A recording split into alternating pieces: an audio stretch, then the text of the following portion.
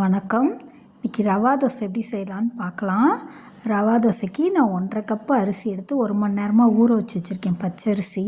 இப்போ அதை நல்லா மிக்ஸி ஜாரில் போட்டு நைஸாக அரைச்சிட்டு வந்துடலாம்.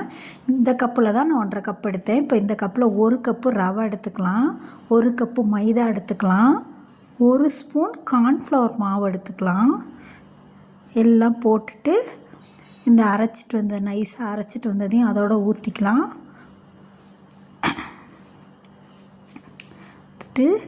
தேவையான அளவு உப்பு, அப்புறம் இருப்பு சட்டியில் மிளகு, ஜீரகம், பச்சை மிளகா பொடியாக நறுக்குனது, இஞ்சி துருவினது, கருவேப்பிலை மல்லித்தலை போட்டு கருவேப்பிலை மட்டும் போட்டுக்கலாம்.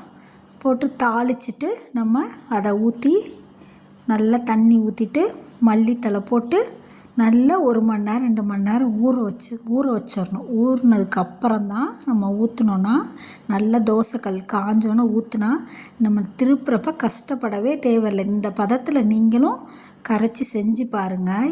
அதுவாக தோசை வெந்ததுக்கப்புறம் அப்படியே சுற்றிலும் எடுக்கும். இப்போ ஏடாக எடுக்கும் பாருங்கள், நான் காட்டுற மாதிரி. இந்த பதத்தையே நீங்கள் கூட்டிக்கலாம், குறைச்சிக்கலாம். உங்களுக்கு எவ்வளோ தேவைமோ இந்த மாதிரி அதுவாக தூக்கும் அந்த சுற்றிலும். அந்த மாதிரி செஞ்சு பாருங்கள். சும்மா டேஸ்ட்டான ரவா தோசை. நீங்களும் ஹோட்டல் சைடில் வீட்டிலே செய்யலாம்.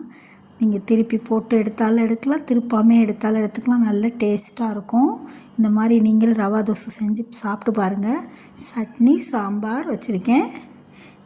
எங்கள் சேனல் பிடிச்சிருந்தா லைக் பண்ணுங்கள், ஷேர் பண்ணுங்கள், சப்ஸ்கிரைப் பண்ணுங்கள். தேங்க்ஸ் ஃபார் வாட்சிங்.